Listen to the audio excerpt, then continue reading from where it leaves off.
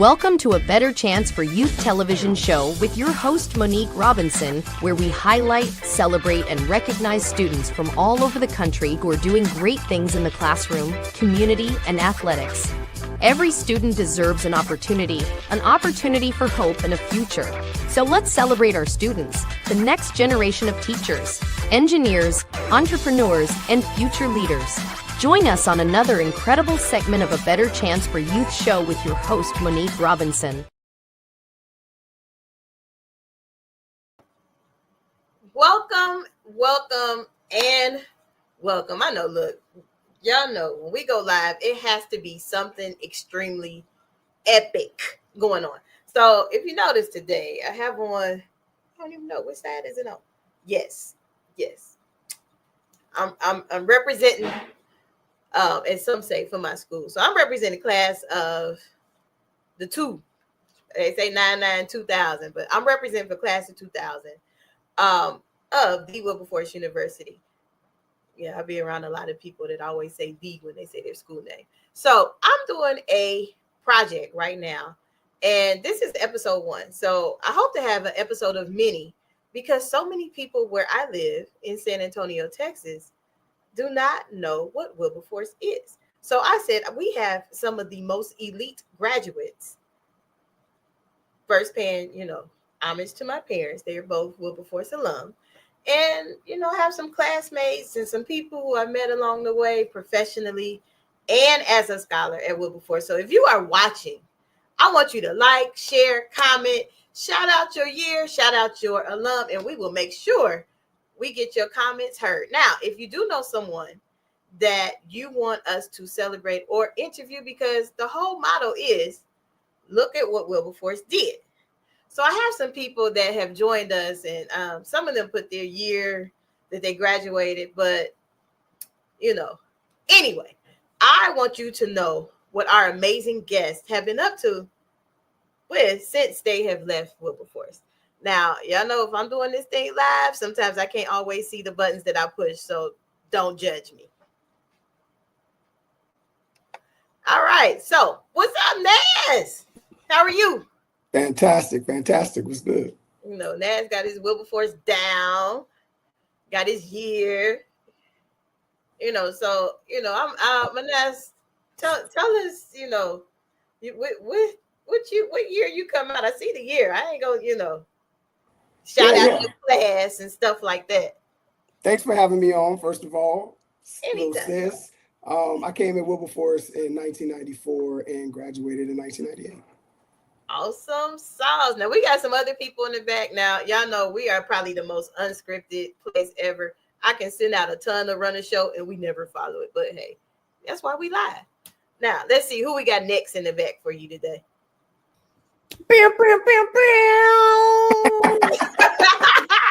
I love the green and gold. Look at my sis, that green and gold. Come outside. Let me hold that shirt though. I trade you one of mine for. I know. I need that shirt that you have on. Penda, I love your introduction, Penda, and I love the "Let's Come Outside." That is a great. This is a sweater. This is a whole sweater. Thank you. I love it. Courtesy of one of my good friends in Dayton, Ohio. She has a shop and she sells Wilberforce gear. So most of the things that I wear, I don't have them on today, but I have some Wilberforce earrings. She made those too. Oh, nice. Yeah. And then we have somebody else in the back. Yes. I don't know what year he came out though, but I don't know. Who else you got in the back? I don't know. Let's see. We're full of surprises. There he goes. Greetings. Welcome to the show. Welcome to the show. See, I got the memo. Yes, you did. I understood the assignment. Got it. Well, welcome to the show. Y'all see, I have all Wilberforce guests, which is a rare. Like, I never get to see like my Wilberforce fam. I'm always on here with other schools. So I'm so glad that you guys are here to join me today. Now, if we don't follow the running script, charge it to my head and not my heart. It's okay. Understood. But the whole purpose of our my movement is, look at what Wilberforce did. And I can't take full credit because Keon, I had these two on the show before. And, I'm thinking I'm interviewing them and they like, no, you going to start it. You going to start it. Like, so now we have to look at what Wilberforce did campaign going.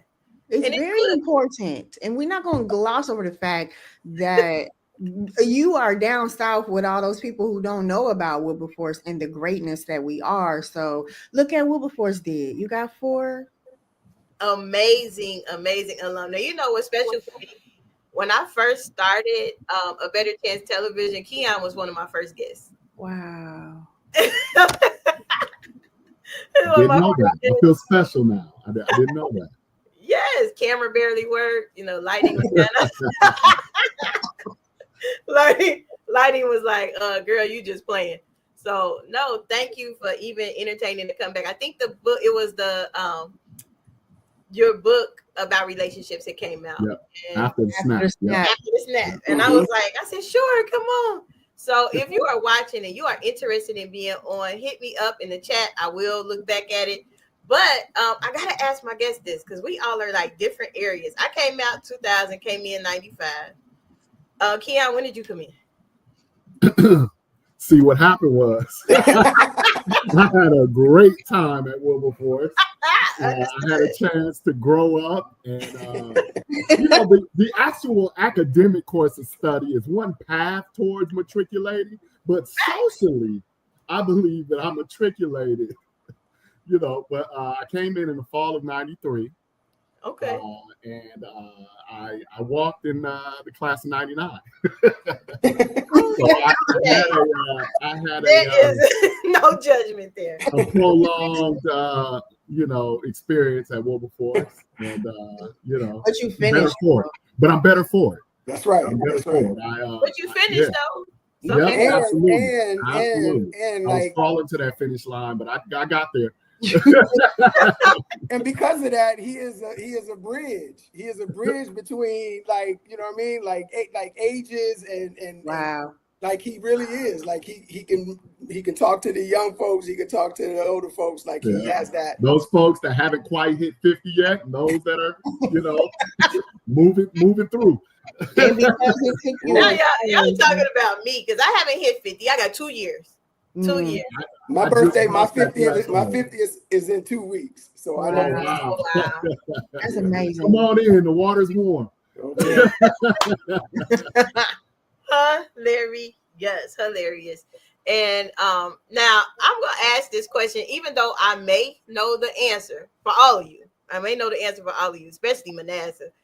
What did you do while you were on campus? Because I get asked that a lot. Every college fair, every time I go speak somewhere, they're like, Wilberforce, it's only like 3 buildings there. I'm like, no, I was on both sides of the street.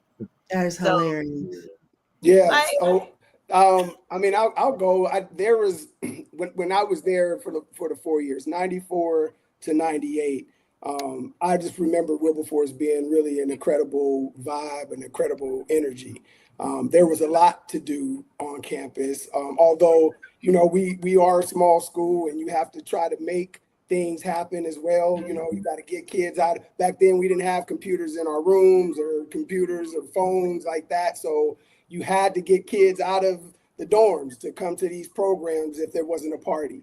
If you were doing an educational program or whatever, you had to be creative in getting the student body outside to do things that wasn't party related. But I was in the choir. I started with that. And then I was able to pledge Alpha Phi Alpha Fraternity Incorporated, Mighty Z chapter there. I was also I became a part of the study abroad program where we went over to Lancaster, England and studied at Lancaster University for 3 to 4 months, all through Wilberforce University study abroad exchange program. I went to Egypt with Wilberforce and the Wilberforce choir to sing for the ambassador of Egypt, of Cairo. Like the Wilberforce is just, for me, there was people like, well, there was nothing to do. Well, I did a ton. I don't know what you did, but I did a ton at Wilberforce, and I am thankful for all the things that they were. I totally agree with that. Like I found stuff to do, some allegedly I done, but can't prove it. I didn't do it. But so, anybody else want to answer about that one? Well, I twinned. I'm an identical twin, so he and I. That was one of the unique opportunities. Many people who come with siblings or already have siblings on campus when they get there, or a cousin or somebody they grew up with. That was a very comforting experience because I grew up in Los Angeles, so I was thousands of miles away from home. And I'm a pretty affable, friendly dude, and so is my brother. So we made friends. One of the beauties of going to Wilberforce and specifically for Wilberforce, it's nestled right there in the Midwest. So when you did get off campus for a short holiday where I couldn't go to Los Angeles, I got to visit Cincinnati, Cleveland, Detroit, Indianapolis, St. Louis, Pittsburgh, so Dayton. So that was an awesome experience, being nestled right there in Ohio, but also being able to see the country. So in addition to, globe trotting like Manasseh, got a chance to actually, see some states that you only really, hear about for sports teams and maybe you see in movies or TV shows. Awesome. So I get to pushing buttons, hey. So if you are majoring in, TV broadcasting, and I need an intern that can push these buttons because sometimes I mess up. But anywho, now on campus, I don't know if you all remember, because see, my parents, did anybody else's parents graduate from Wilberforce on here? Okay.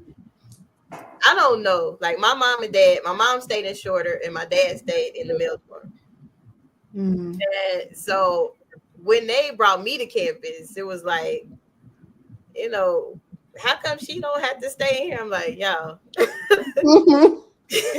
But shout out to my parents though, because they helped me pass history of Wilberforce and New Testament. They helped me pass everything. Wow. But in all seriousness, did you all have to walk before the Wolf building? Because I probably wouldn't have made it. Yes. Yeah. I did. The first 2 Shorter Hall. Yeah. First 2 years. I think your class was the last class to do it, right? Yeah. We were the last class. I think to go to Shorter Hall, go down in the basement. All of your administrative needs. Yeah, it was different. It was definitely different. Listen, I mean, and there we didn't have any. There was no major technology. Wilberforce wasn't, some state of the art school or anything like that. But it was drenched in history. It was drenched in Black greatness, and and being the first of many things.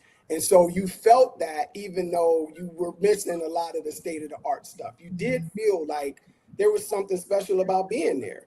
And I always joke about something happening in between those cornfields. Like there was something special that happened in between those cornfields. Like I don't know what it was, but the energy, synergy there was different. We didn't have any of the stuff that you would normally have at a school. You didn't have a football team. We didn't have, we had a basketball. We didn't have a band. We didn't have a band then. Yeah. We didn't have any of that. But man, I tell you what, I don't feel like I missed out on anything.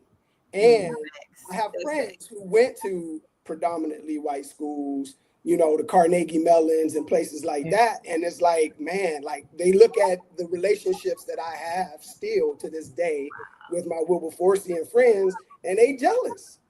You know what I mean? Like, dude, I went to school, I played football. I don't talk to any of those people anymore. It was like, you go back to Wilberforce every chance I get. Yeah. Right. Well, I know this year Manasseh gave me a challenge. So if you were part of the university chorus, and he kind of made me feel bad because I don't know, Keon. I don't know if you know Pendano. A couple weeks ago, somebody was in San Antonio and didn't say nothing. I don't know who that was. I'm sitting here sending out a message, and somebody gonna say, "Well, I'm in San Antonio. When I get back home," I was like, "What? You where?" But make a long story short, I was able to connect with my Wilberforce brother, You know, he signed my book, so I didn't have to act like a stepchild because I didn't follow directions. I bought it from Amazon instead of him. But he made it right though. We good. Yeah. I follow directions now. You know what was taught us better than that. I didn't follow directions. I was just so eager to buy it. But anywho, Manasseh gave us a challenge because I don't know if y'all remember. When I was there, I came in fall '95, and until I left, I was part of the university chorus. You know, I was part of the group that actually like went to many places. And so some of us still talk. Some of us talk every day. So Manasseh gave me a challenge to reinvent that group of people. So if you are watching and you were part of that chorus the years that I was there, even if you weren't and you know some of the songs, because I'm gonna ask y'all that after break. And you know, some people know, like what was that song that hit every convocation? Oh yeah. Graduation, they bring that back. Yes. That's the goal when we come back. Come back in when Don Dance happens, and some of the people are really excited. I know the choir is back up to speed. I talked to Dr. Say a lot, and also help him along the way with some of the things that he's doing. So you know, hey, we trying here. So Manasseh gave me a challenge for that, but I know there's some other type of reunions going on too. Well, next year is my 30th anniversary from graduating. I know it's Manasseh's 30th anniversary as an alpha. Like it is 30. We all have published books, and we want to get together during Don Dance in 2026 with other authors from Wilberforce and definitely display that and put that on full tilt. So Wilberforce, man, listen, we got a lot of people doing a lot of amazing things. And you know, I just feel like we were talking before we got on, and Penda was just saying that we got to stop, like, you know, kind of tampering it down our flame. Like, we are great. We have done some great things. Wilberforce alum have done some amazing things, and we need to highlight those things, and we need to talk about them, and we need to give people flowers, and people need to give themselves flowers and stop acting like we ain't the stuff. Like, you know what I'm saying? Like, we not the big schools, we not Howard, we not Hampton, we not none of that. But we are Wilberforce, and we you know what I mean, I'll put us up against anybody. Mm-hmm. Yeah, absolutely. I'm just saying. Yeah, absolutely. I remember I don't know if I was a freshman or a sophomore, but Dr. Muriel Brayley, I think it was an African American class or some literature class or something. Yeah.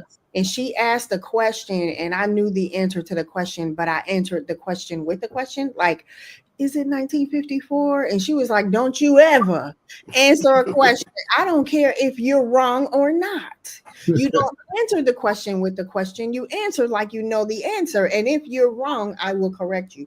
That got me right. And even though sometimes I'm still timid, you know, we do play this. Oh, I'm not all that. No, we are all that. We are all that. Like, y'all were talking about the things that you did on campus. You know, I was on the debate team. I was in Black Women United, Women Holding Interest in Professionalism. I ran for Miss Wilberforce. I was, what is that?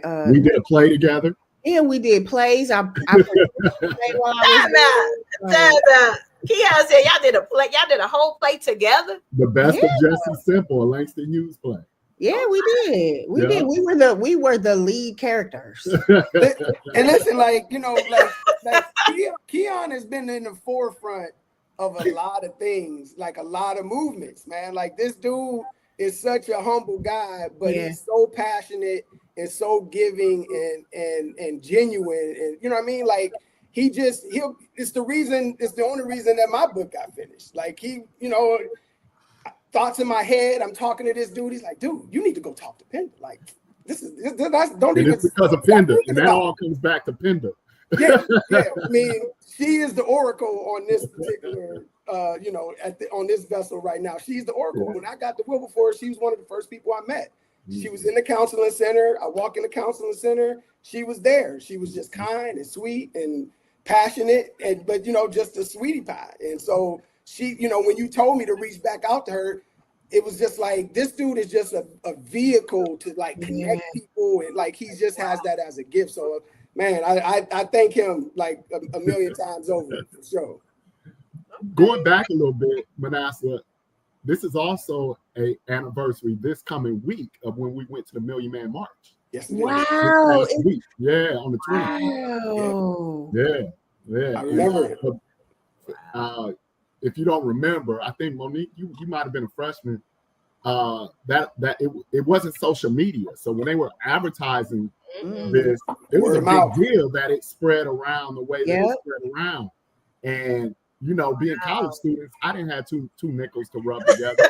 But what I'm most proud of the community that is Wilberforce University, and I can only speak to our community. I trust and believe that other HBCUs have similar communities. And as I've talked to colleagues, friends, and people who've been to HBCUs around our era, they also spoke highly of the community, but specifically the Million Man March, the way the sisters held us down, the way the social organizations made sure any young man that wanted to go, they were getting a seat on that. They bought that ticket. Yeah, the sororities all bought tickets for the guys to go.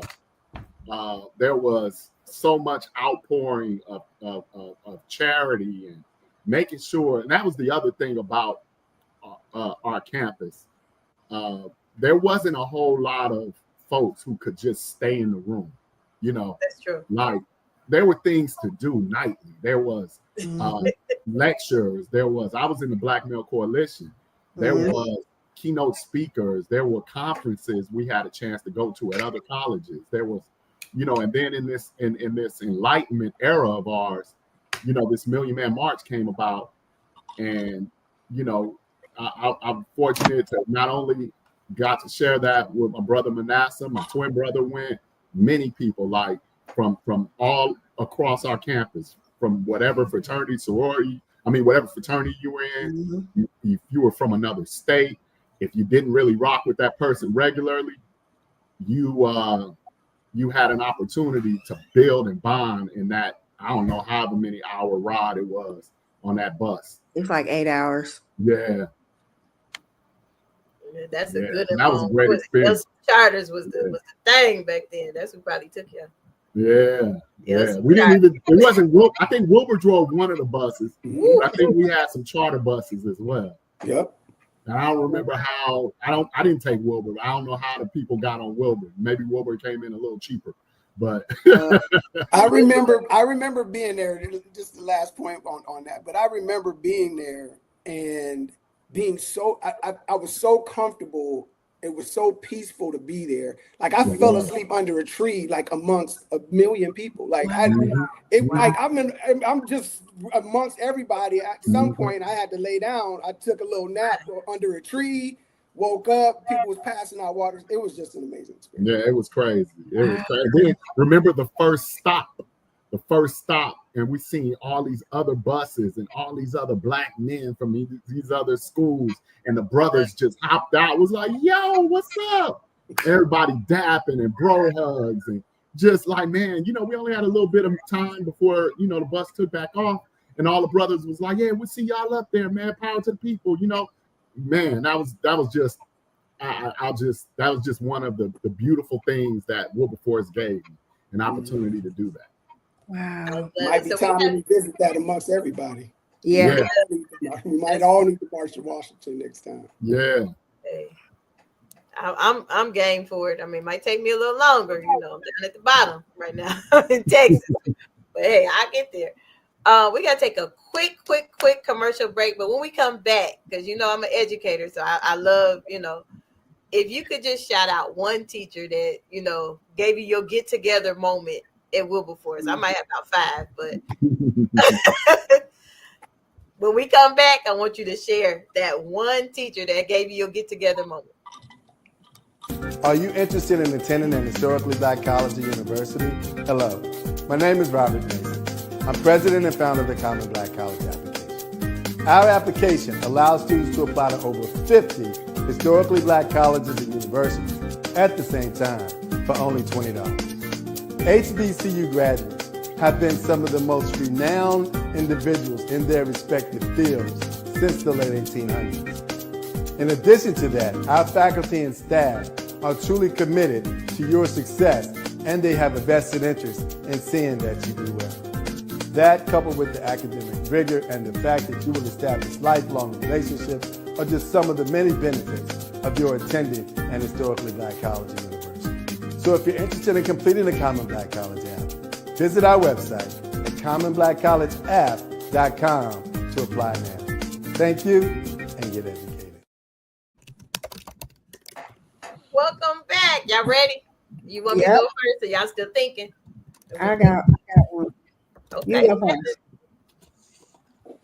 You go first. Oh my goodness. I already told you about Dr. Braley, but I had a professor, Dr. Johnson, who was a counseling professor. I had him my last semester, along with Dr. Situ's class, which were both very, very hard classes. And he was so tough that everybody was taking big dictionaries to class. And I just remember when it came time for the final exam, it was based on points. So if you only needed 5 points, you only had to answer 5 questions that you knew. But I was so worried that I wasn't going to do well. He was like, Penda Horton, what are you doing? Like, you got this. And Dr. Grisby was like that. Dr. Grisby, oh man, I used to talk to him even after graduating. He used to call me Dr. Horton. He'd be like, Dr. Horton, what are you doing? Like, people always would say, what are you doing to me? Yeah, just so many. Dr. Grisby was a good He was guy. a true. Man, I love him. Rest in peace. Yeah, he was a good guy. Yeah, he separated all of us in class. Me, Titus. Yeah. Titus. That's a name I haven't heard in a TJ. while. Wow. TJ, Jamie. All my good friends. I learned That's- that, I Yeah. learned you can't talk in class in college because he will try to fail you. So I moved, volunteer. Yep. Well, I know for me, mine would probably be Mr. Williams, our choir director. He showed me that he talked to me and showed me about knowing your value. We talked a little bit about that before we got on live, just about knowing your value and how difficult that can be sometimes, and understanding what that means and how much you can ask for, or how much you can, you make people respect you. But we would go on trips, choir trips to places, and if the accommodations weren't right, if the food wasn't right, if they were treating us unfairly, he would let them know without a doubt, and he would make it very clear. We're the Wilberforce University choir. We are, like excellence. Like, he just stood in excellence, and he would not allow you to talk to him or do anything outside of being excellent and respectful to him and his children. I remember one time we got to a church. They were supposed to be, we had been traveling all night. We were supposed to be getting some food before the concert would start. We get to the church and they don't have the food ready. There's no food ready. And he's like, what's going on? And he goes and talks to the person that needs to talk to. He let them know, listen, I'm going to get my kids something to eat. We all got on that bus and he drove us somewhere, fed us. Got back to the church. The concert was a little late, but he didn't care, because he was going to make sure that we got what we deserved. We got treated the way that we should be. And that sign of excellence everywhere we went. If it wasn't right, he was going to make sure it was right. And it was going to make sure it was right because we were Wilberforce University. He was teaching you how to advocate for yourself. Yeah, That's man. good. Yeah. Yeah, we went on tour. We would go down to some of these other states and some of these other places. I mean, it'd be like, listen, man, he was like, look, we're not staying here. The hotel accommodations are not appropriate. We're not staying here. He did. 1:00 in the morning. He'll tell the bus driver to take him to the Holiday Inn. Find something open that's better than this. Wow. And get them right. Yeah, it happened more than one time. Wow. In real life, like we were. I don't know if Manasseh remembered, but I was traumatized. They put us up in like some kind of like camp or something. The campground. That's the story I'm talking about. Wow. We get to our accommodations, it's like a campsite. So they're like lodges with like, bunk beds. And Mama O was like, rest her soul. Mama O was like, this ain't gonna happen. Miss Oliver, Mr. Williams, they said absolutely not. Our children will not stay here. It was late. It was like 1:00 in the morning. He's like, they will not stay here. Told the bus driver, everybody get back on the bus. We're going to find, this is before technology. Right. Google, ain't nobody Google Maps, none of that. Go find a hotel open and get my kids into that hotel so they can sleep. It was opening up that map. Yeah. Right. Stopping at gas stations, asking questions. Absolutely. That's true, though. He just exuded excellence. Like, I'm not a perfect man. I'm not advocating any of that. I'm just saying what he taught me was to appreciate yourself, to value who you are, and stand on it. Don't be afraid to stand on it. And he was not afraid. That's good, Manasseh. That's a good. Sometimes I used to be jealous that I wasn't in the choir. I was in MVP, do voices and praise. Which, let's be clear, was not the same choir. It's not the same choir. Y'all were the elite, not the university choir. Nope, he made it known daily. You were the elite choir, yes. But I love MVP, but I'm just saying he would make it known. This is not a cookie and punch choir. I still hear that in my sleep sometimes. No. Yeah, Mr. Williams, he taught me a lot. So Keon, I'm gonna let you go before I go. Well, there were so many. I had Dr. Jane Ball right off the bat freshman year. Miss Vernon, who taught voice and also the plays that we were doing, Penda.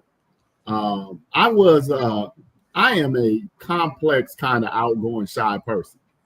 So I have some things that I'm shy about, and then there's some things that I'm very outgoing about. Mostly I'm outgoing, I say. But the voice and diction and the combination of that, doing that with the plays, which I've always kind of done theater, high school, even in elementary. I've always been on the stage until coming to Wilberforce. So when Wilberforce had some opportunities, I took it. And not that hundreds of thousands of people were going to come, but what I wanted to do was practice speaking out loud, articulating myself, projecting, and getting those opportunities in classes like voice and diction and public speaking. Those were really good opportunities. Dr. Mora, yes, professor. Yes. I had a chance to take a public. Was it public administration? That's what I had her for. I can't remember what it was now. Forgive me, but I can't remember the name of the class. But it was the first time in my life that I did research to the level, because what she was asking for was higher, like preparing you for grad school. And I didn't know it then until I actually went to grad school. And when I got to grad school, my work was a lot easier because I had seen that back in Wilberforce.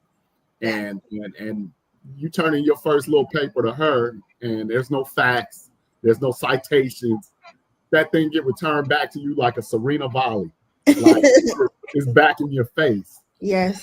And you're going to turn it in right. She's not going to let you turn in mediocre work, and that's what I remember about being in her class. We even went to being resourceful, because a lot of the work that we did, Wilberforce had an adequate library, but we had to actually look into the area, right? State. She took us on a field trip to Ohio University's library, and they had one of the finest libraries in the state, perhaps in the country at that time. And we learned how to use the library system you know, in a broader, more effective way. So that was one of my kind of get you together, you know, in terms of, you know, being held to a higher standard. And then in terms of like developing and bringing something out of you, it was Miss Vernon and Miss Jane Ball. Wow. Yeah. You know, her book is like $400 on Amazon, Dr. Ball's book. Really? Oh, wow. It's very rare. So I watch it to see because I really want a copy of it, but it's very rare. I don't even think it's in production anymore. It's Wow. priced 400. very high. Wow. It's her Even history book. the campus archives will have it, because I want a history of Wilberforce book, like really bad. Oh, I don't know. I have to see. I'd like to visit our archives. Yeah. Even, you know, Paul Lawrence Dunbar, he was there, and, you know, Langston Hughes, just all different kinds of people that graced Those Wilberforce's. halls that people don't talk about. Yeah. I am so glad that you all are on here, because these are my daily arguments. Like I don't know. This is what I do, because every Friday I wear an HBCU shirt, but you know, I'm kind of biased. I have more Wilberforce shirts, so sometimes I'm just saying, you know. And so every Friday the kids look forward to see which kind of Wilberforce shirt I'm gonna wear. I Or love something. that. But here, when I go places, they're like, well, what is that? Where is that at? You know, so I don't know. I mean, I know Manasseh is in Florida, Pinda. I don't want to say the wrong thing. Well, me and Keon are in North Carolina. I'm in Cary. He's in Durham. Oh, okay. But do y'all experience that where y'all at? Yeah. What do you mean? Experience? Like when Okay. you wear your HBCU gear, especially your school, because I wear. Oh, You know, well, Penda, you go ahead. I was just gonna say, all around me, all I hear is Aggie Pride or oh Eagle God. Love, because we right here with, and there are like 8 other. There's 10 Yeah. HBCUs in the state. Now you can trip over an HBCU going to a store. anywhere. You know? Yeah. I'm so jealous of y'all. Yeah. They're like, And it's a great what is experience. that? It's a great vibe, because two types of reactions I get usually. Like, oh, I've heard of Wilberforce. Oh, that's cool, man. Yeah, Wilberforce, of course. You know, and then there's the, oh, I haven't heard, you know, then you got to kind of educate them. And, Yeah. you know, I've tried to be less condescending as I've gotten older, because you don't want to presume everybody's had, you know, Yeah. exposure to, you know, like why would you only think that there were 5 HBCUs? Like, Right. know all your HBCUs. If I hear Tougaloo, I know where Tougaloo is. You know what I mean? If I hear, you know, Rust College, you know what I mean? Other schools that aren't Howard, Hampton, you know, so the oldest private institution. Yeah, but listen, I try not to do that and talk slow to them. Because there was a time when I first left Wilberforce, and I got this degree, and I'm walking around and I'm saying, yes, the nation's oldest. The nation's oldest. I still do it. You better than me. The nation's oldest. Yeah. You better than me, Keon, because I still give them a little. You still slow talking? Man, I'm like the nation's oldest private institution of higher learning. Yeah. I do that. I do. I catch myself though. I do it. Respect. We got all single letter. We got single letter chapters. Yeah. We the first, bro. I'm not holding back. And you'd be surprised. I run into Greeks who, when I say we have single letter chapters, they didn't know that. Wow. Then after that, and when I hear that, I'm like, oh, then I okay, act then like I'm like, okay, what'd you say? I act like I hear my mama calling me. Yeah. I'm quickly in the call, in the call, or in the station right there. Because clearly, you know, you didn't know that Delta was beta chapter. Okay, ma'am. All right. I gotta cool. go. All right. Where did you think it was at? Where did you think it was at? Yeah. Where did you think the chapter was at? That's what I want to know. Where your history? That's right. Did you read? Yeah. Do they have the right materials to teach it? You know? That's. So, Dr. Mo, I have a question for you. I know this is your show, but It's a how, hey. I mean, we never planned it. It's okay. I would never like. I went to Bowling Green, and my parents met at Bowling Green. So I went to Bowling Green to get my master's. Right. I could not imagine my parent following in the same footsteps as my parents.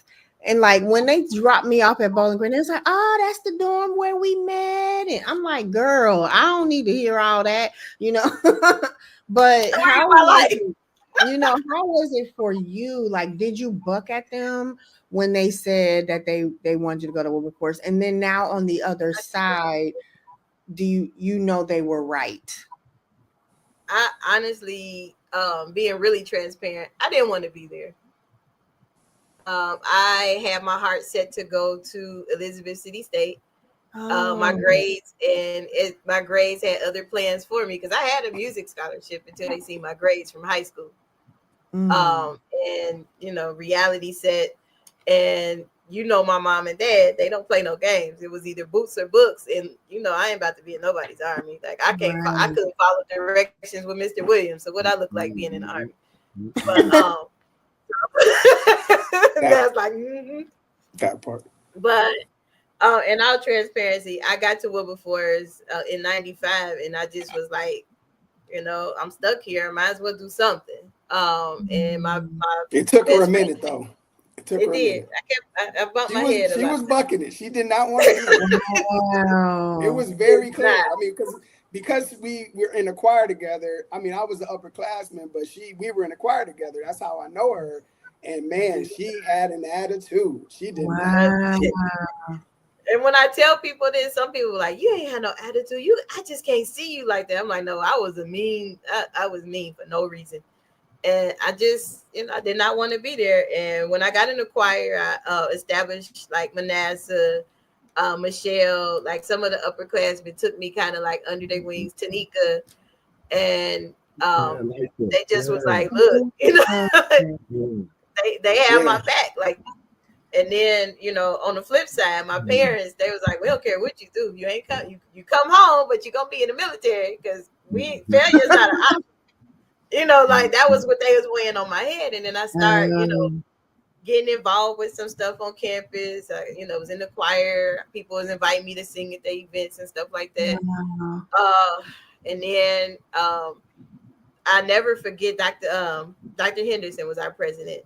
And he just used to always talk to me like, you sure you really don't want to be here? I was like, I'm gonna get it together. And I don't know if President Henderson was the best. He was, but I mean, that says a lot that the president of the university was so invested in you. He had a personal touch. Yes, he did. Whether he found a way to connect with you. Yeah. For a lot of us that were far away from home, he allowed us to come to his home for a home cooked meal for the short holidays like Easter and Thanksgiving. That's amazing. Him and his wife, they loved the choir. Yeah. They would do so much for us. Mm-hmm. He was incredible. He was when we went to Egypt. When we went to Egypt with the school, he was there. He was. And this talking about this kind of stuff is just crazy to me because where else in life can you have these experiences? I was in Egypt with the president of my university, walking up towards the pyramids and the Sphinx that I'm going to see for the first time, right? Wow. All of us are going to see for the first time, but he had been there before. So I'm literally walking right next to him. We're walking up this hill, and then as soon as you get to the top of the hill, you see the Sphinx and the pyramids and all of that. And my breath gets taken away immediately. I take this deep breath in. He looks at me, and I got tears coming down my eyes because it's just a beautiful sight, right? And the president of the university puts his hand on my shoulder, and he's like, "Yeah, this is what it's about. This is what it's about. This is why we're here. This is why we're doing this. Blah blah blah. Expose you kids to life." And the president of the university. Like it was unprecedented. Like, this isn't like my dad. The president of the university is sitting here talking to me as we're staring at the pyramids. That is amazing. I never heard none of these stories. But we went twice. We went twice. The first time I think the first time we went, it was like Black History Month, guest as the ambassador. I still got the article somewhere. 1998. Yeah. Wow. And then the second time we went, my mom got to go. And I know a lot of times I'm very territorial with my mom. Like, y'all know, my parents. She's my mom too, so. My mom ended up being everybody's mom. Like, we would have our family reunion back then, Labor Day weekend. My mom would find kids on campus and be like, "Hey, y'all eating?" And invite them to the family. I'm like, "Mom, we don't even know them." That's Wilberforce. That's what they were. On the subject of Dr. Henderson, when I first moved to Cincinnati after graduation, he had worked maybe one more year at Wilberforce in his time and came back home to Cincinnati. So in seeing him around Cincinnati in some of the volunteer capacities he was in or whatever, he would always stop whatever he was doing and say, "Hey, this is one of my twins," and he'd introduce me to whoever was in his circle. He always made sure I was good. He always made sure if where you employed or you liking what you're doing, what his interest and his memory and him taking a interest in my professional development. When first of all, to do it in college was one thing, right?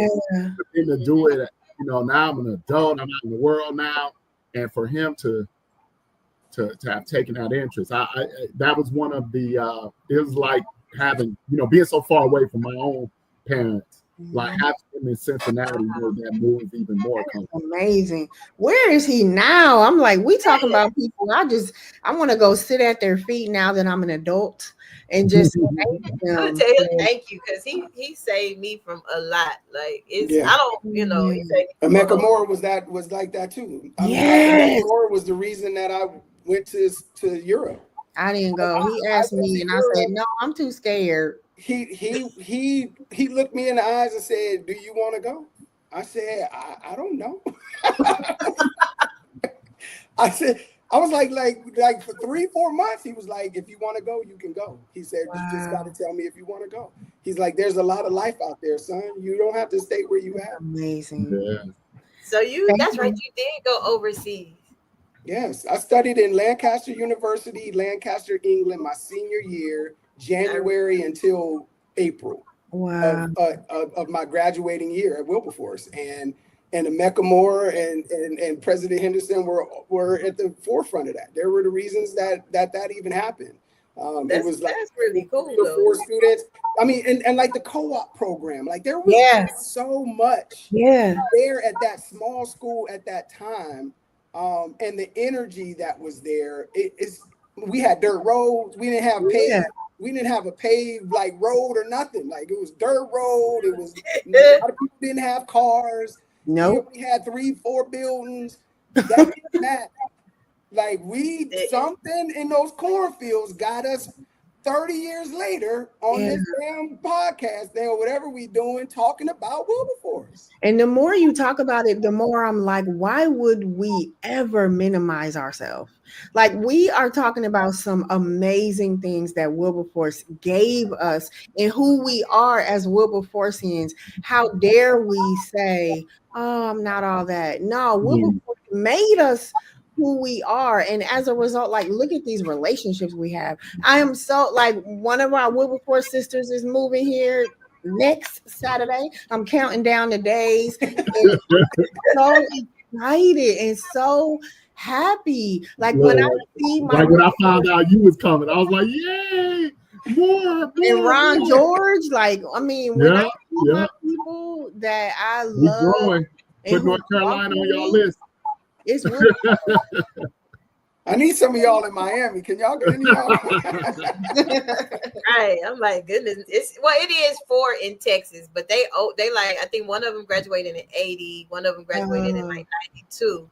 But they come to the events though, because I love it. Like every time Cassandra, Monique. Wow. So next time, you're only 2 hours from my parents. So next They time in Round Rock. I go to the water park.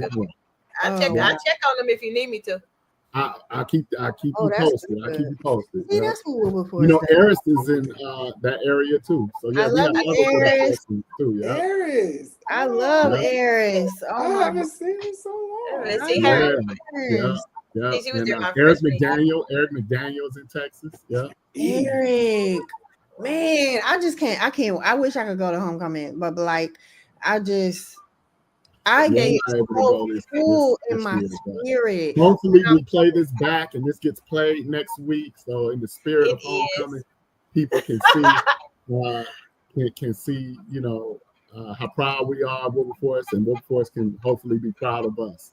Yeah. Yeah, But because it's a lot. definitely It's a lot. I mean, you know what I mean? it Kamal is. Smith doing movies, and you know what I mean? Yeah. The list goes Corbin. on. Like Gino, yeah. Corbin, Gene. I mean, the list goes on. We have amazing Yes. people doing amazing things, and it all came from Wilberforce. Yeah. I'm proud of our educators. We've got principals. We've got Oh, doctors. people doing collegiate, you know, work in you know, in higher academia.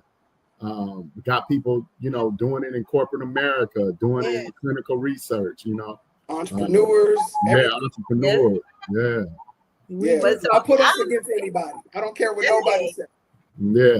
I'm Oh, yeah. extremely excited that you all have brought up everything that because sometimes they hear from me all the time.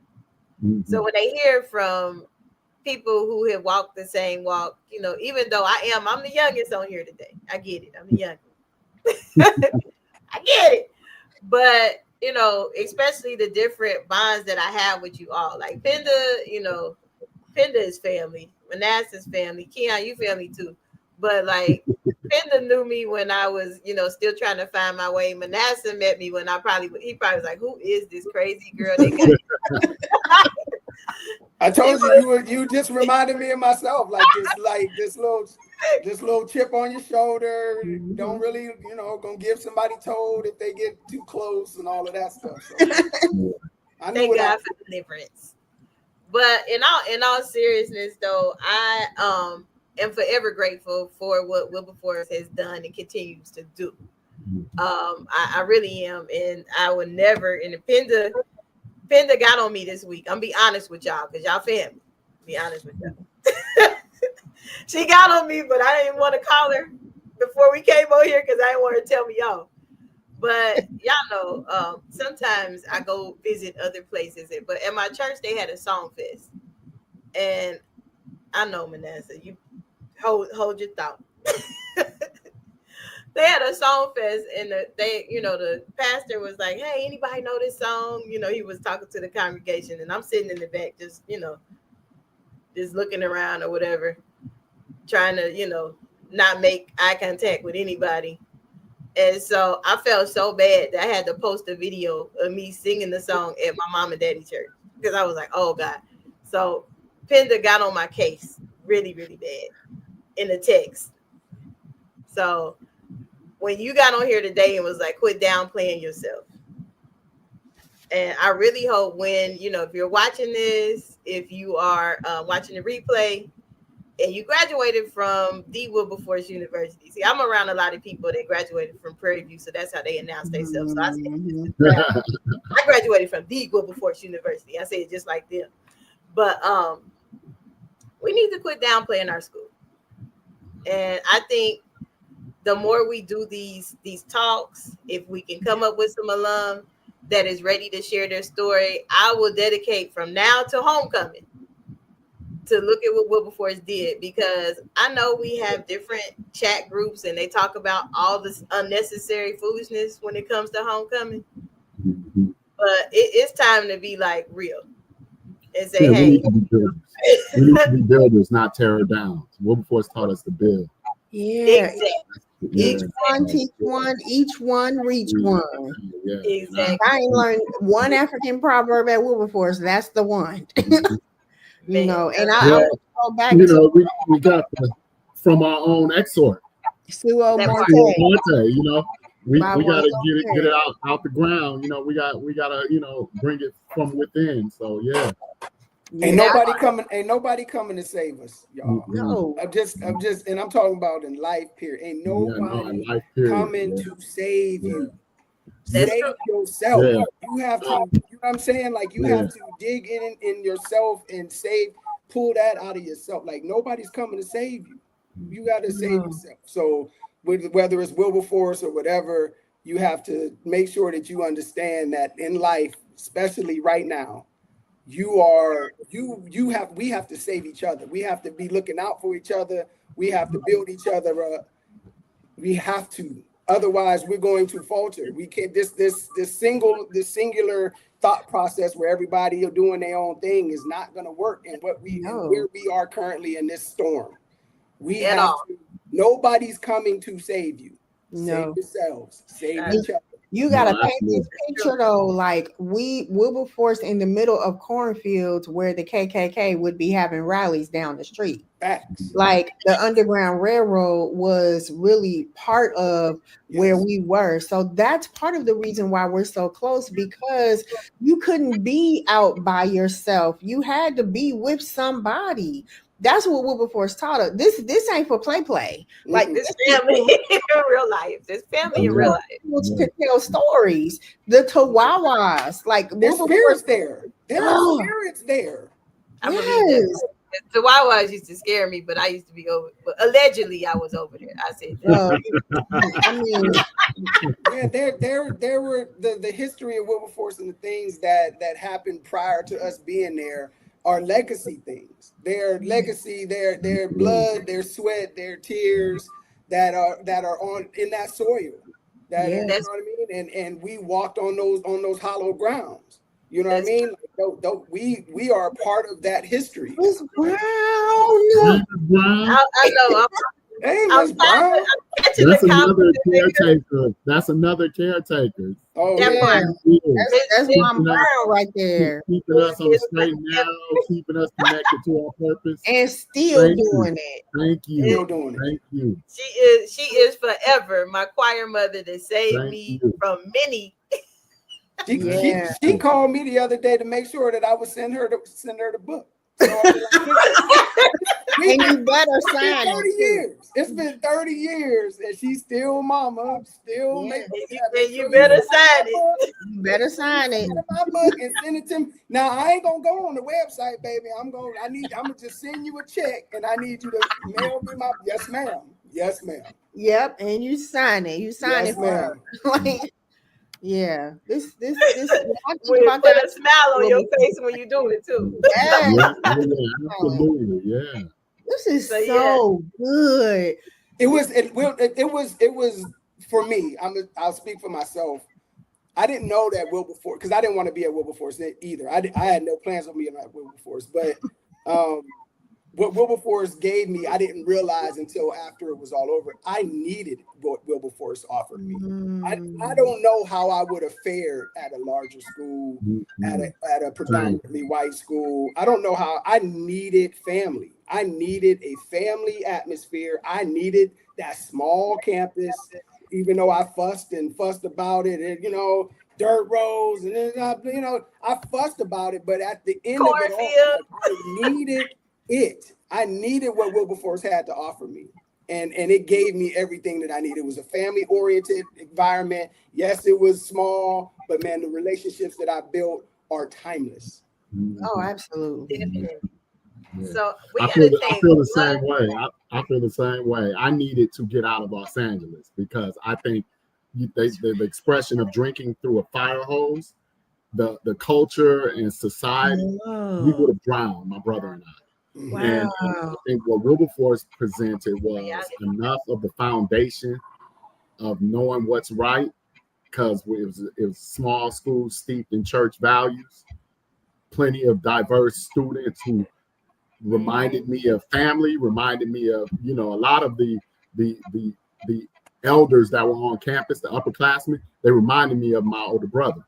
My older brother went to Morehouse. So when we were looking at schools, by the time we came about, we was looking for an HBCU. It had to be an HBCU. There was no other option. And then it had to be a school with some importance and significance. So I remember when we got our acceptance letters we were like, we're going to Wilberforce, telling the stuffy Morehouse dude, you know, that we had got accepted, and he was proud, and he had heard, you know, he had heard of Wilberforce. He you know, he knew a lot. He was telling us about Wilberforce when we got to campus, and he was still in Atlanta, so that was also great because instead of going way back home, we were able to stay gone from home. Like my mom was very protective in LA, but as long as we were outside of LA, she was fine with us seeing the world and, you know, going to do that. So we had to leave LA. I don't know that I've seen for you know how people are that live in, you know, in your hometown. They never go but maybe 2-3 hours down the road. Yeah.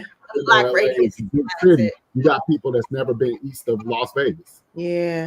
And I feel that if it was not for Wilberforce, I could have been one of those people who, you know, just a town, you know, a townie guy. So Wilberforce was truly a global experience. We had our African brothers and sisters on campus. We had, you know, it was just a cultural explosion. Like we were able to really, and then people from everywhere, from small town, big city. You're learning dances. You're getting trade-offs for food. You're learning styles, clothing. Hip hop wasn't as broad with so much intersectionality as it is now. It was just maybe 2 or 3 regions. But even the diversity of that, you know, we like this out west, but we like this in the Midwest. We like this in the South, you know. So, where else can you get that experience? You know, and it's I'm like from Dayton. one place where you can get a buffet of all these experiences while only being in one place, you know. That's fact. I mean, I don't even know how I got to Wilberforce. Like, to be quite honest, I don't remember filling out an application. I went to Wilberforce sight unseen. The only day that I never visited the campus, I saw it when I was a senior, and it was grad night. Oh wow! And I just really think about, like, I went to Wilberforce. It was a half an hour away from home, but I felt like I was across the country because I was so immersed in the culture. And I think it's so important, like y'all are saying, Wilberforce chose us. That's the way that I have to think about it. Oh, like, absolutely. I don't think I don't got a letter like, I'm going to Wilberforce. Like, I wasn't like that. I wanted to go to Jackson State. And my daddy said, nah, Pen, you going where the money is. And there we are. To go where the money resides. But you know, I gotta go back to Keon. I completely forgot that you were from LA. I remember the tour, the West Coast tour, and I will never forget how the I don't know, Manasseh, was you gone by then, or you were still there? When we got off the plane and came through the corridors, and how they sang the alma mater out there. Wow! And they had that. They were so dope. Wilberforce banner. Back then, yeah. Oh my God! Oh, yeah. They sang the alma mater and it rang. You know how hollow, like, oh my God. Yeah, we had a great experience with the LA alumni. They would send us care packages. Wow. They would send us off in the summer, each summer before we came back. Wow. Yeah, I met Art before he came to Wilberforce. The summer before he came. Yeah. Bowser. Yeah. He from LA? Yeah. And wasn't Z's from? Yeah. Where you at, Z? I miss you. Wow. Man, this is so amazing. Thank you, Mo. People are okay. Somebody put 937 over 937. Hey, I remember, and this probably predate Penda. You might remember this. Remember when there was no 937? It was just 513. It was all 513. I remember. That changed your freshman year, Manasseh. That changed your freshman year. I don't know. Before I got there, they was talking about pay phones and standing in the hallway. I was like, oh yeah, well, we had phones. We were the first class. We had one pay phone. We had the first phones, but our freshman year there was still pay phones. No, ours was first. Y'all were the second year. Yeah, y'all were the second year of that. One phone on the floor, and you curled up with your feet on the wall. Girl, my mama trying to call me. Get off the phone. Like, and then we got phones in our rooms. You had to go to the computer lab to get your work done. There was no. It closed at midnight. You had to go to the computer lab. So at a certain point during the semester, everybody needed to be. Everybody was in the computer lab. Not enough computers for everybody. Man, Hey, then you will always hear somebody yell out at some point during like finals week or something. I lost my paper. Yep. Oh man. Yeah, I did. I lost Dr. Calendar's paper. Oh, And I wanted to throw that computer all the way across that computer lab because Dr. Calendar and Dr. Situ probably was the hardest classes that I've ever taken in my life. So hard. Dr. Situ. I mean, they have many people crying in them computers. Oh my God. And your paper had to be bound when you turned it in. I remember going to Kinko's at like 2:00 in the morning for them to bind my paper so I could slide it under her door. That was no joke. Literally cried because I was like, I'm about to fail this class because I'm not about to do this over. I done sat here all day in this lab. It was bad. It was a different time. It was a different time. It's just no auto saves. No AI. No auto saves. These kids don't know how good they got it. They don't. Right. They don't understand. So we got to take this last commercial break, but when we come back, I do got a big question because I need to know. Our next phase is from Wilberforce to the world, so I want to know like what you got going on because we all got stuff. So right after this, I want you to tell me. What if your greatest breakthrough was on the other side of your story? Inspire Me Moments, Living Out Loud with No Regrets by Anthony Harris Brown isn't just a memoir, it's a mirror, a movement, and a map to becoming who you were meant to be. Through raw honesty, spiritual insight, and empowering reflections, you'll unpack your past, embrace your scars, and rise stronger. This book is for the dreamers, the educators, the men learning to breathe again, the women reclaiming their worth, and the leaders who lead with heart.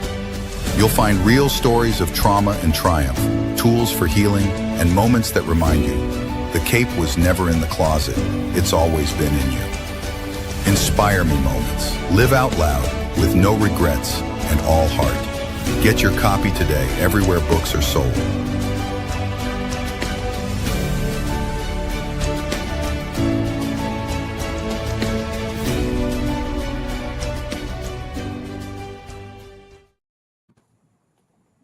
Welcome back. What you have been watching is kind of like my own personal homecoming in a little bit. I do plan to be a Don Dance because I don't back down from a challenge. I might not do some of the things I used to do with my attitude. I use it for positive. So when they ask to challenge me, choir members, I need y'all to show up and show out. Y'all never told us what song it was that we did, I loved when you guys used to do God Is. Yes. You did God Is. I remember graduation coming to like it was all decorum and all, procedure. God Is started. People went to church. Grandmas got out of walkers. Everybody was everywhere. Graduation 99. Everybody was. It was just like when the more secular song Cash Money came on. That was Jesus' Cash Money. When God Is played and the choir went to town, I put that up against any choir anywhere. Wilberforce's God Is. God Is. If that is recorded somewhere, I want to buy it. I want to own it. Send it. Ebony, call me. I got a copy of this CD. I got you. Send it. I got you. Send it. Yeah. Only because you kicking off this, look at what Wilberforce did. I will send you a copy of this CD. Yeah, send that. Yeah. That CD. Manasseh. I'm getting chills right now thinking about it. I mean, I felt surrounded by all of the thousands of graduates from every generation ever when that song was sang, Wow. And it had been sung, all them years I was there. Every convocation I've been to, but it was something about the last time you hear it as a student of Wilberforce. Oh wow! That it just that in the alma mater, of course. The first time you get to sing it as an alumni, and each time after is special. Right.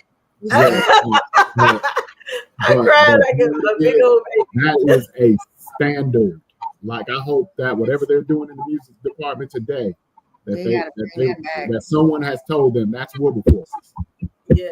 They gotta bring that back. Dr. Say is definitely trying to connect alumni with the choir. I can say that about him. Like, he reaches out, he invites. Now, if the choir is in your neighborhood, please go out and support. Last week they was in Indianapolis.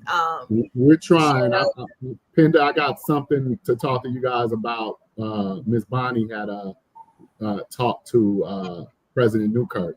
Wow. Who's from North Carolina. So we're going to try to see what we can do to raise some money so we can get the choir down here, maybe even the band as well. Yeah, we're working it with the church. My church here is trying to do an HBCU initiative.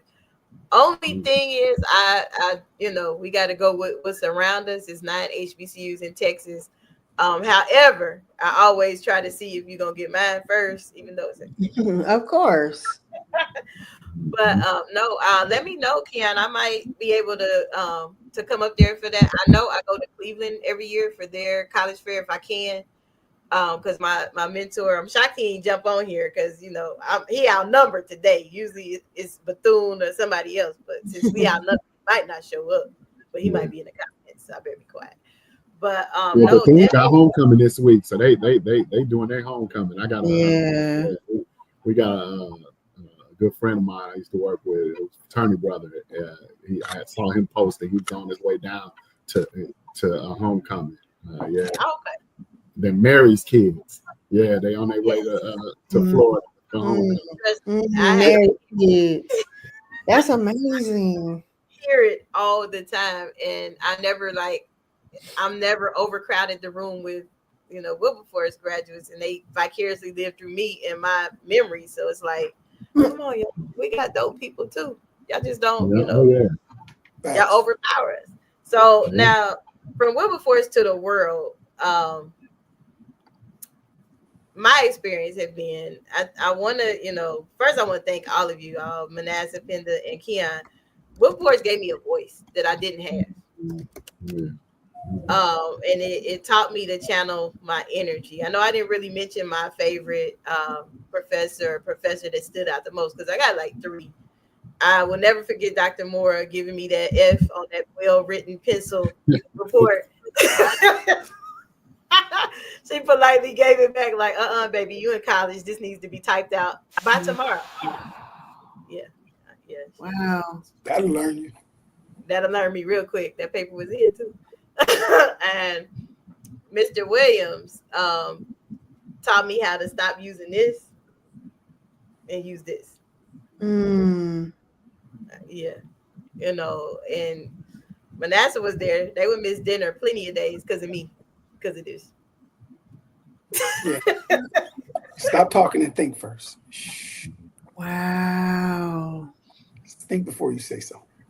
Yeah. And so there you are. Hey, Popcorn. It's Dr. Popcorn. Yeah, I know you had it down. You one of Mary's kids. I know you had it down. Yeah. I told you, I'm like, I know he watches somewhere. Shakti pop in the screen. Like, you never know what to expect from him. So that's why I was like, let me see. Let me be nice. Tread lightly. But in all fairness, Mr. Williams, that last year that I was in the choir, and he told me I was one of the most improved soloists or what have you. I mean, and I get it, because freshman year I really learned how to like zip it, lock it.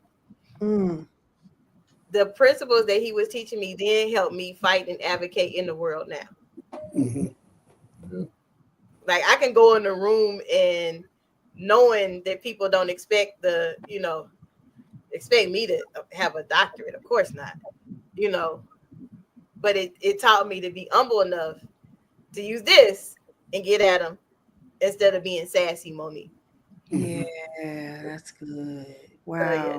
Yeah, so let me hear from y'all before we wrap it up.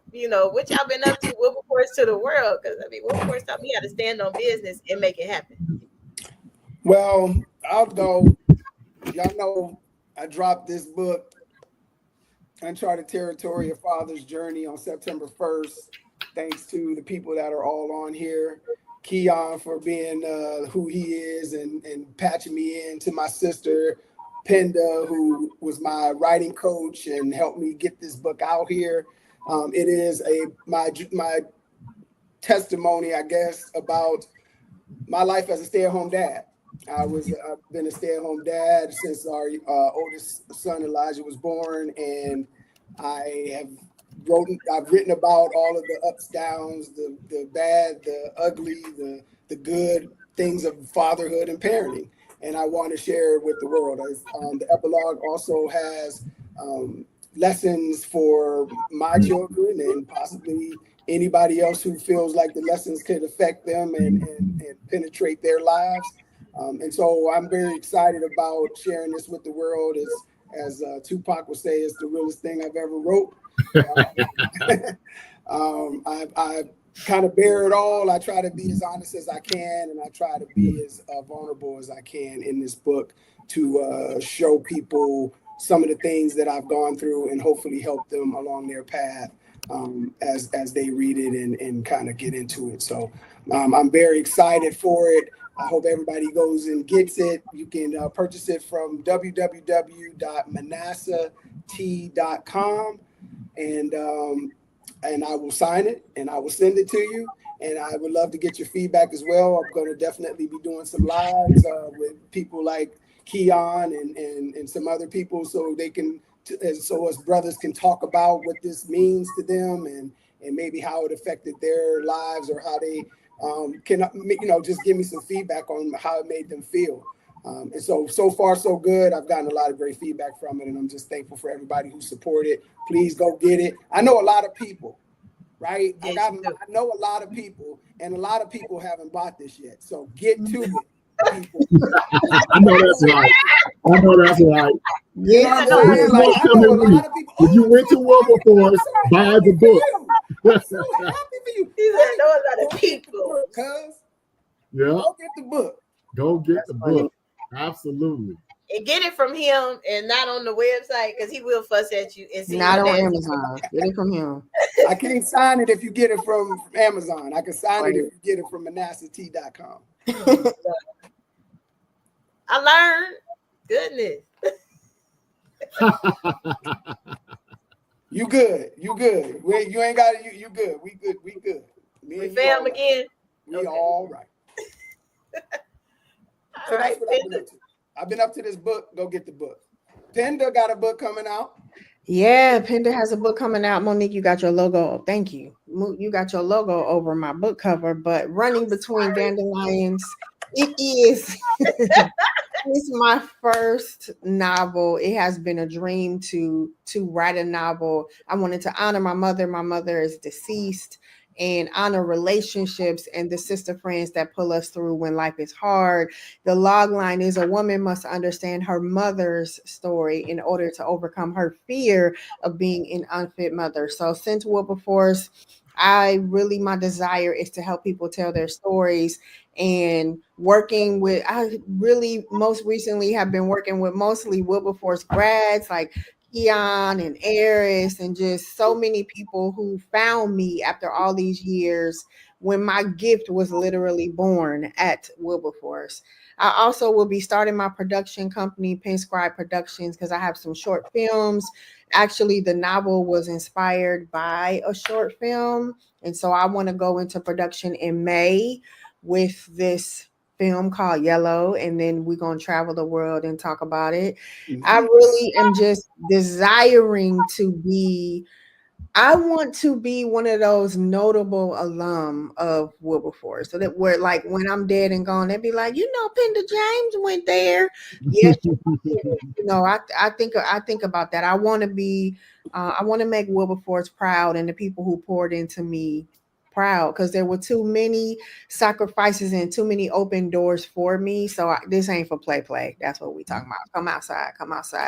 Let's go. It's on you, Keon. Well, I am. Let's see. Okay.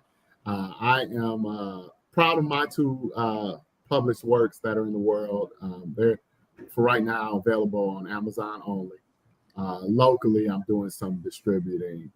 But if you want to support me, you can look up After the Snap. This is my first book. This was a very vulnerable exploit of myself. I was able to kind of share poetry. I'm a poet, as you can see in my tagline. I've been writing poetry since I was in 6th grade. And one of the things that I've always been able to make sense out of life, when life is kind of lifing, is I can always kind of slow myself down, turn everything off, chill out to some music, and get to writing. So during one of the difficult times of my life, I was in my previous life, I was divorced, and I wrote about the tales of that in poetry. So this was kind of like a narrative poetry. So fast forward, what Wilberforce did for me is now I'm happily married, about to celebrate 9 years tomorrow with my lovely Wilberforcian Rashaki Furnace. And I was able to move past this point of my writing journey and get into Love Multiversal. So this book is a collection of poems loosely themed off of Marvel and other superhero themed shows that had arcs in them where they were in some romantic setting. So I was able to kind of turn those into stories about poetry and love and relating them even back to like real life and, things that I've experienced. So Love Multiversal is on Amazon, and so is After the Snap. I'm also working with, local poetry nights, trying to get my shape and my weight together for being involved with slams and really doing the performance side of things. I love writing mostly, but for poetry, it is better to sell your work if you are hitting the stage often. So trying to find those opportunities and recording to music. Those are some other opportunities that are coming down the pipe. Doing some tinkering with script writing for some ideas that I have. And, and then where I have left, if I'm giving it mostly to God and to family, to my art, to work, the rest to Wilberforce. So that's what I'm doing now. Love it. So and Keon is very active as a Wilberforce alum in Wilberforce alumni affairs. He's my president. That's what I was about to say. I didn't want to say it and say it wrong. And I accepted a role on the board as well. This past Dawn Dance as well. So I watched it. He don't just talk it. Yeah. So I'm excited to kind of give my time, my talent. If I don't have a lot of treasure right now, time and talent is hopefully something that we can farm and mine, and hopefully it'll yield something from my contribution that'll help Wilberforce along. And really, that's really my excited with people. It's just whatever I can do for you. I like that, and I like the connection that it constantly brings. Like here, like I said, it's only 4 of us. And Cassandra, she will come to anything, and both the alum, they both are old heads, but they will come to anything that I do, and they're like, "You're not about to be the only Wilberforce person here." I get excited. We'll dress up and take our pictures and have our, our banner. We do. But y'all not the only ones out here in these streets doing stuff. Nah. You better talk. Yeah. I have still. That's not. I need to see your books. Yeah. I have 2 books. That just came out. This one is my first visionary project. Probably working on the next volume. I'm gonna be doing an author call. This one is really Voices of Education. Oh, nice. So what we did with Voices of Education is I feel like the Black teacher don't get to really talk much. And there are a lot of great African-American educators. Shout out to both my parents who are educators, and I didn't understand it growing up. Like, why we always got these kids over here? They are not your kids. You teach them, leave them there. But I know I'm grown. But I have a group of individuals from different walks of life who are educators telling their story, their rookie mistakes, and it's honestly a good read. Some of the people that are in the book have been principals, have been classroom teachers. One of the authors, like true life story. We both was in South Florida together, and we almost got fired on our first day. True story. Because I know it wasn't our fault. Thank God I don't drink.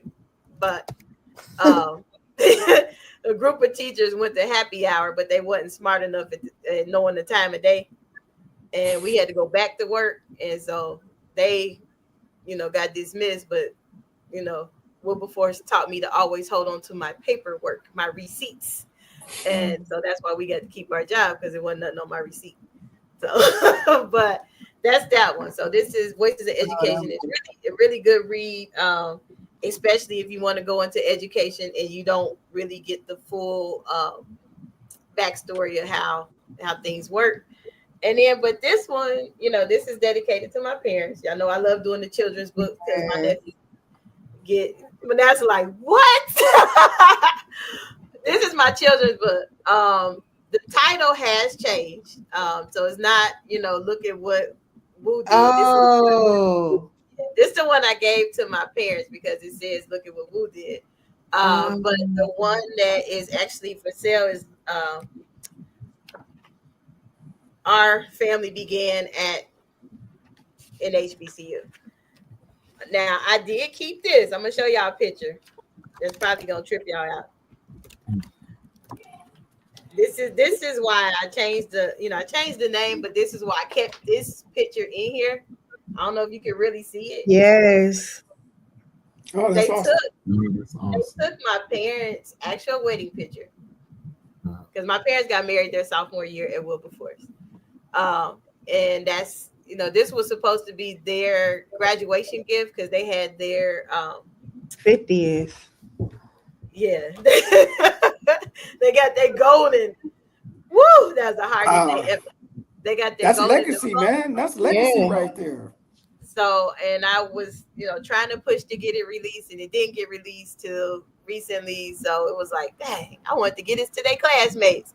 But so this is the newest children's book. It is available on Amazon, but it is not listed under that name. If you want that name, you have to get it strictly from me. But so that's what I have going on. I'm still doing my nonprofit. You got 9 more books. Oh my God, Penda. I have this one too. It's upside down. I'm not gonna let you minimize yourself after we just had all these big old conversations about let's let it. I mean, that's goals right there. Let it fly, right? Me with this one little single, one little book. I'm over this here, is your show, like JV, like y'all over here. You got me like DJ Khaled and another one. Yeah, absolutely. And you know what? This is going to be so important to come back to Wilberforce with our work, so that these young kids who have thoughts, who have ideas, who, maybe there's an author that we can help get published while they're still in school. Yeah, and if they are interested, have them reach out to me. Like, I don't mind helping. I mean, I'm one of those, and I think one of my colleagues said it best. She's like, "You a connector, man. You'll find somebody." Because my thing is, I am not a gatekeeper. If I know an idea, I'm gonna pass it on. I don't have the crab in the bucket mentality. No, and I think that's what hinders us as a community. And before we go, I have to say this, because at Wilberforce, that's what taught me how to, calm down the rough edges around myself. I will never forget in New York. I think we was on the Today Show. We were in New York, and that was when I found out that my sister had AIDS, and she, and Tanika and Michelle, because I've always been private. I don't tell people my business, and they just was like, "What's wrong? How can we help?" That's family. when my sister passed, who was there? People from the choir. Yeah. That's the first time I heard you talk about it. Like, yeah. As free, like what people might not know. Like I graduated from high school with her sister. So the family lines run deep with us. So it was tough when she passed, but Monique never talked about it. So this is the first time I heard you talk about it like freely without inhibition. I see the growth, sis. Yeah, it used to mess me up because me and my sister, and that's why I value people with siblings. We did not get along. We was completely opposite. Vanessa, like, whoa, we completely opposite. I know. Completely, like down to the wire opposite. And woo. But I learned to grow when I got, met friends and seen a different way of life. Like I was from Dayton, but I was never home. You live where? Your mama want company this week? I used to go visit. I think I was in Louisville more than I was in Dayton. People probably thought I was from Louisville. But so I'm just saying, make those connections and those friends while you are there. Yeah. Y'all got any final thoughts before we get out of here? No, love yourself, take care of yourself. We're in unprecedented times. Nobody's coming to save you. So you better start talking to the people we need to start reaching out, helping each other out. Folks need to, we listen, we gotta go.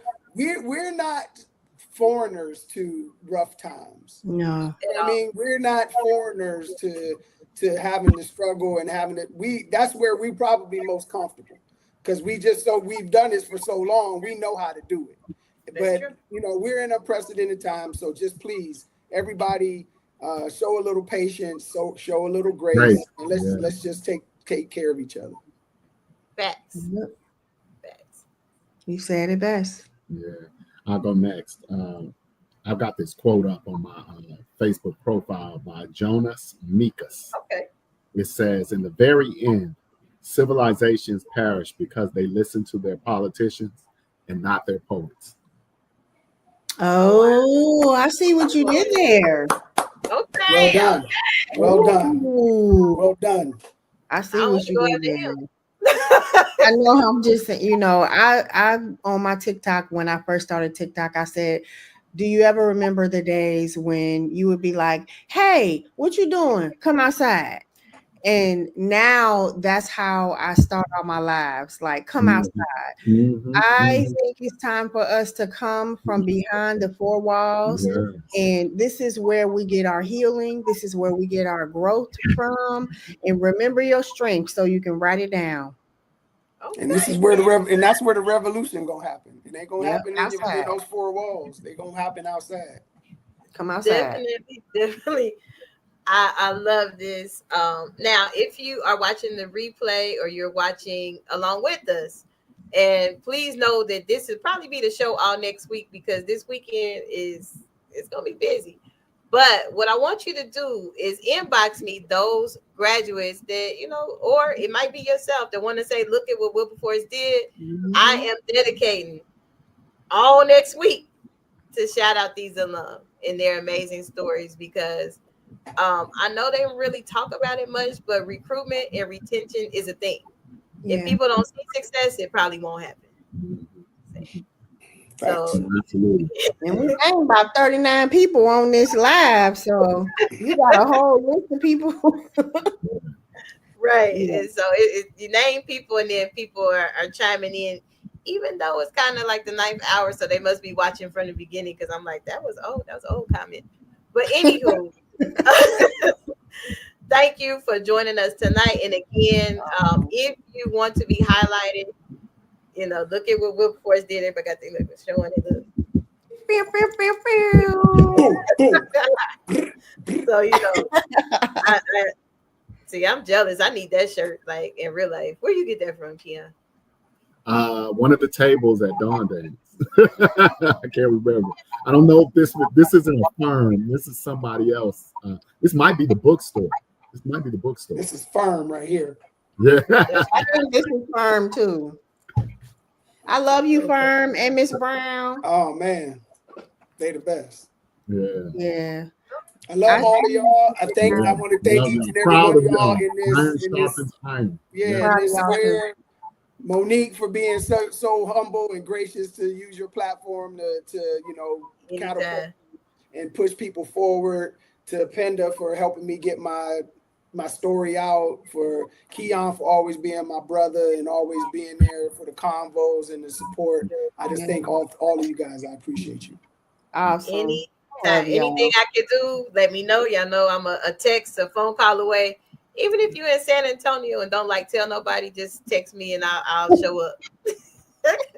Just kidding. I'll let you slide. Just kidding. So it's been fun, but we definitely got to run. Like, share, comment. Hit me in the inbox if you are interested in being highlighted. All next week is dedicated to homecoming because it's homecoming. Yeah, it's homecoming. Yeah. Homecoming. I'm not gonna make it to I'll be Ohio. there. Yeah, I'll be there in spirit. I'll be there. I live vicariously through y'all. Try to get there. But I'm coming to Dawn Dance though. Yeah. I'll be at Dawn Dance. We'll be at Dawn Dance. Let's go. Dawn Dance. Yep. I'll be there. So it's been fun, but we definitely got to run and stay tuned. Check out because this is absolutely what Wilberforce did. Look at that. Boom. Got the glasses and the hat. Let's go. That's good. For inspiration, motivation, and the good news of Jesus Christ. Look no further. The Daily Gospel Network has what you need. With more than 300 ministries from all over the country broadcasting every week, you're sure to get your dose of spirit-filled encouragement from the great programs on the Daily Gospel Network. Catch the Daily Gospel Network on Roku, Amazon Fire, Apple TV, all mobile devices, and the internet. Tune in to A Better Chance for Youth television show with host Monique Robinson on the Daily Gospel Network, the television show dedicated to highlighting incredible students on their quest to change the world. Join us every week as we uplift the youth and help them on their journey to the bright future they deserve. Catch A Better Chance for Youth television show with host Monique Robinson on the Daily Gospel Network.